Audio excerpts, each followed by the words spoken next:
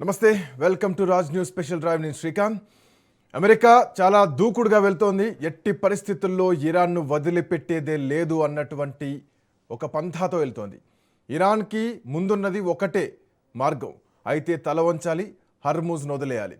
But Iran మాత్రం ఆత్మనైనా వదులుకుంటాం కానీ హర్మూజ్ను వదులుకోము, అణుబాంబులనైనా వదులుకుంటాము కానీ హర్మూజ్ను వదులుకోము.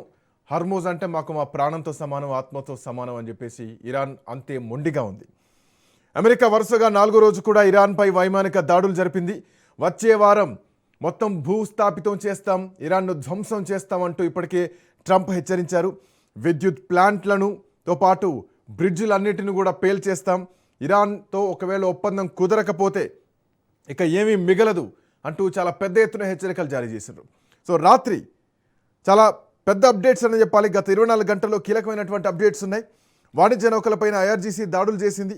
హర్మూజ్ జలసంధి నుండి ప్రయాణిస్తున్నటువంటి 2 వాణిజ్య నౌకలపైన ఇరాన్ దళాలు దాడి చేశాయి. దాంట్లో ఒక భారతీయుడు మరణించారు, ఇంకో 10 మంది గాయపడ్డారు. అట్ సేమ్ టైం ఆ నౌకలో మొత్తం 20 మంది భారతీయ సిబ్బంది ఉన్నారు. సో మొన్న కూడా ఇదే జరిగింది, మళ్ళీ ఇదే జరుగుతోంది.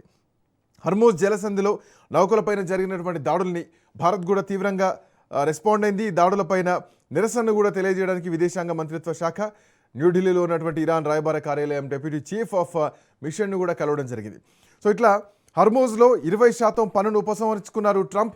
మొత్తానికి ప్రపంచం మొత్తం కూడా ఏకతాటిపై ఉంది.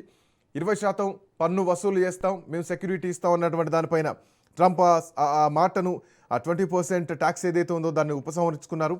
సరుకులపైన ట్యాక్స్ను ఉపసంహరించుకున్నారు. ఇది చాలా పెద్ద మొత్తంలో అమెరికా దోపిడీ చేయడానికి సిద్ధమైంది అన్నది ప్రపంచ దేశాలన్నీ కూడా వాదించాయి. సో ఈ విషయం పైన అమెరికా వెనక్కి తగ్గింది.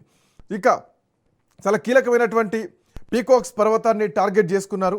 పీకాక్స్ పర్వతం అమెరికా టార్గెట్, అవసరమైతే దాన్ని దాడి చేస్తామంటూ కూడా ఇప్పటికే ట్రంప్ ప్రకటించడం జరిగింది.